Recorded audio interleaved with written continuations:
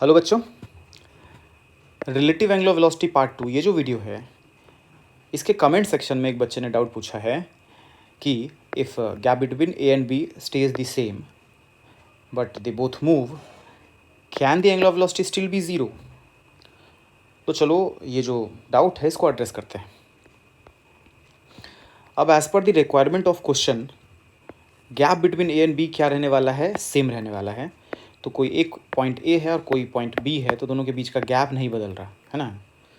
तो हो सकता है कि ये दो जो है दो एंड्स ऑफ रॉड हो, है ना, इस तरीके का हम लोग विजुलाइज कर सकते हैं। लेकिन दोनों का अपना अपना कुछ वेलोसिटी है, ये भी बोल रहा बोथ मूव कर रहा। तो फिर अपने को एंगुलर वेलोसिटी पे क्या करना है, कमेंट करना है। अब देखो एंगुलर वेलोसिटी क्या होता है इसके बारे में बात करते हैं। वैसे ये जो बात है हम लोग प्रीवियस वीडियोज़ में भी ऑलरेडी देख चुके हैं।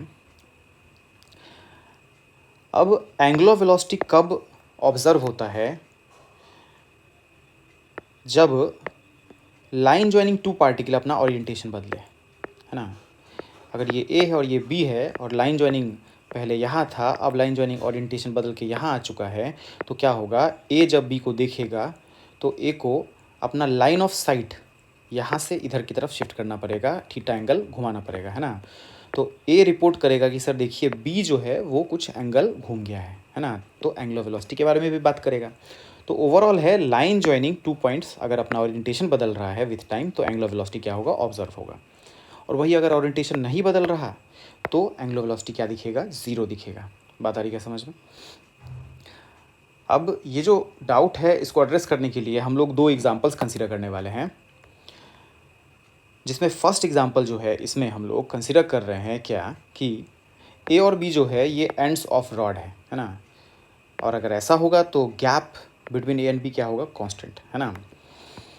अब देखो यहाँ पे हम लोगों के पास जो रॉड है ए बी, ये इनिशियली हॉरिजॉन्टल से 30 डिग्री मेंटेन कर रहा था, ठीक है। अब इसका मोशन देखो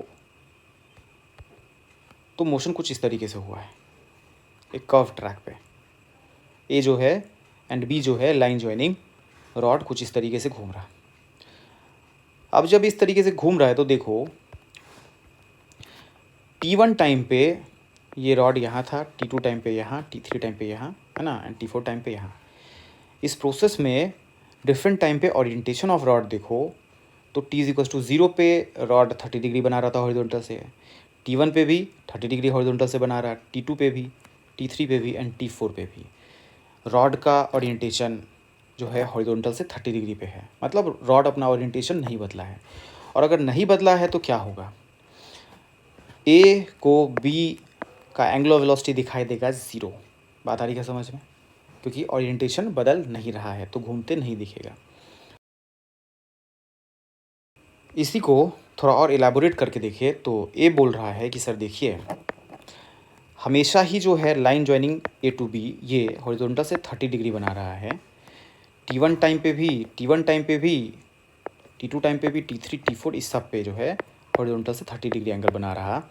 तो ए जो है ये अगर ऑब्जर्वर है तो ऑब्जर्वर बोल रहा कि हम तो खुद को रेस्ट पे देखते हैं सर। ऑब्जर्वर खुद को क्या देखता है, रेस्ट पे। देखो ये फॉर्मूला होता है रिलेटिव वेलोसिटी का, तो V A minus V A ये ज़ीरो, इसको बोलते थे ऑब्जेक्ट, इसको बोलते हैं ऑब्जर्वर। ए ही ऑब्जेक्ट, ए ही ऑब्जर्वर, तो रिलेटिव वेलोसिटी ज़ीरो। तो ए अगर ऑब्जर्वर है तो ऑब्जर्वर खुद को क्या देखता है, रेस्ट पे। और इसको B line joining 30 degree angle पे हमेशा ही दिख रहा है, तो एंगुलर वेलोसिटी दिख रहा है ज़ीरो।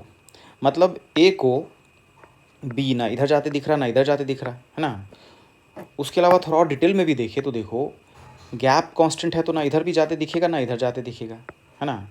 तो ओवरऑल इस साइड भी मोशन नहीं है और इस साइड भी मोशन नहीं है ए के रिलेटिव में बी का। तो रिलेटिव एंगुलर वेलोसिटी भी नहीं दिख रहा है ना। मतलब ज़ीरो है relative angular velocity and linear velocity भी क्या दिखाई देगा, ज़ीरो, रेस्ट पे दिखाई देगा बी ओवरऑल, ठीक है। बात आ रही क्या समझ में। अब इस मोशन में एक पैटर्न है उसको हम लोग ऑब्जर्व करते हैं। देखो पार्टिकल ए जो है इस पाथ पे चला, पार्टिकल बी जो है ये इस पाथ पे चला, है ना। और ए और बी का जो पाथ है ये आइडेंटिकल है। देखो ये देखो बी का पाथ एंड ए का पाथ क्या, आइडेंटिकल। ठीक है, इवन रॉड के हर पॉइंट का पाथ जो है वो आइडेंटिकल है, देखो। ठीक है, तो ये जो मोशन इसमें हुआ क्या है कि हर particle on rod including A and B वो आइडेंटिकल पाथ ले रहा है ना, और आइडेंटिकल मोशन भी कर रहा। पाथ तो आइडेंटिकल है, मोशन भी आइडेंटिकल है। देखो ए 0 से t1 टाइम में यहाँ तक गया, इतना डिस्टेंस ट्रैवल किया, तो बी भी इतना ही डिस्टेंस ट्रैवल किया, है ना। तो ए का distance travelled same, path same, है ना। ए का डिस्टेंस ट्रैवल्ड सेम, डिस्प्लेसमेंट भी सेम होगा, वेलोसिटी भी सेम होगा, स्पीड भी सेम होगा, है ना। तो मोशन ओवरऑल क्या है, आइडेंटिकल। और जब भी दो पार्टिकल का मोशन आइडेंटिकल हो, है ना, तो एक को दूसरे का जो ओरिएंटेशन है लाइन ज्वाइनिंग का वो टाइम के साथ बदलते नहीं दिखेगा, है ना। इसको इन जनरल याद रख सकते हो, है ना। वही बात यहाँ पे भी दिया हुआ है, गैप अगर कांस्टेंट है एंड मोशन जो है ए एंड बी का अगर आइडेंटिकल है, मतलब डिस्टेंस, डिस्प्लेसमेंट, एक्सेलरेशन, वेलोसिटी ये सब सेम रह रहा है ए और बी का किसी भी इंस्टेंट पे, then angular velocity will be zero, A का बी के रेस्पेक्ट में, बी का ए के रेस्पेक्ट में। बात आ गई क्या समझ में, है ना।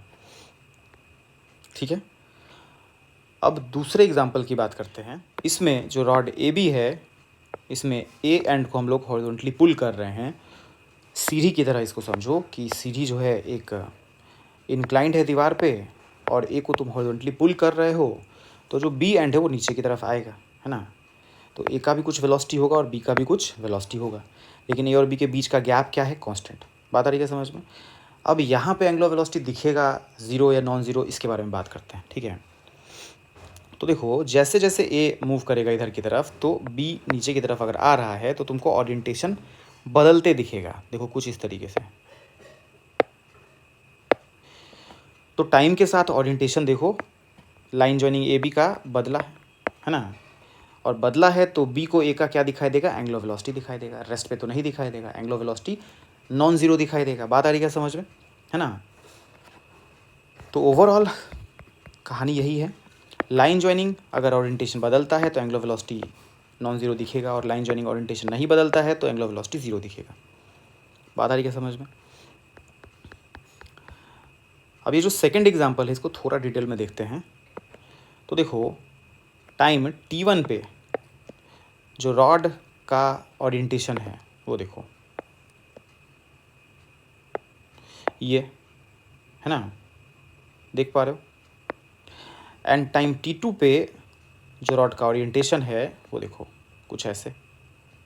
ठीक है, तो अगर b को ऑब्जर्वर मान रहे हो, मतलब b के रेस्पेक्ट में देख रहे हो, तो ऑब्जर्वर खुद को क्या दिखता है, रेस्ट पे। तो b रेस्ट पे अगर खुद को देख रहा तो t1 टाइम पे इसको ओरिएंटेशन दिख रहा रॉड का ऐसा, एंड t2 टाइम पे ऐसा, है ना। तो t1 से t2 टाइम में b बोलेगा कि देखो सर ये पहले यहाँ था और अब यहाँ आ चुका है, तो एंगुलर मोशन तो किया है, एंगुलर वेलोसिटी दिखाई देगा। ठीक है, सिमिलरली अगर तुम विथ रिस्पेक्ट टू ए देखते हो तो ए को अगर ऑब्जर्वर मान रहे हो तो ए को बोलोगे क्या, ए खुद को देखेगा रेस्ट पे। अब देखो यहाँ पे भी t1 टाइम पे ये है ओरिएंटेशन, एंड t2 टाइम पे ये है ओरिएंटेशन, देख पा रहे हो है कि नहीं। अब ए को ऑब्जर्वर बोले तो ए खुद को देख रहा रेस्ट पे, t1 टाइम पे बी दिखाई दिया इस लाइन के लॉन्ग रॉड का ओरिएंटेशन, एंड t2 टाइम पे बी दिखाई दिया इस लाइन के लॉन्ग, है ना। तो t1 टाइम पे वर्टिकल से कम एंगल पे था, t2 टाइम पे वर्टिकल से ज़्यादा एंगल पे है। तो ए बोलेगा हम तो खुद को रेस्ट पे देख रहे हैं और हमको line joining A to B ये रोटेट करते दिखाई दिया, तो कुछ एंगुलर वेलोसिटी दिखाई देगा, है ना। बता रही है समझ लो। ठीक है, अब इसी कॉन्सेप्ट पे बेस्ड ये सवाल है, रॉड दे रखा है, ए को पुल किया जा रहा है और बी जो है स्लाइड करेगा, है ना। तो इस पे बेस्ड दो पार्ट से इसको आप अटेम्प्ट करके रखेंगे, और एक और रिलेटिव एंगुलर वेलोसिटी पे बेस्ड एक सवाल है ये, इसको भी अटेम्प्ट करके रखेंगे। अगले वीडियो में इस दोनों सवाल को डिस्कस कर रहे होंगे हम लोग। ठीक है, बाकी बातें अगले वीडियो में देखते हैं।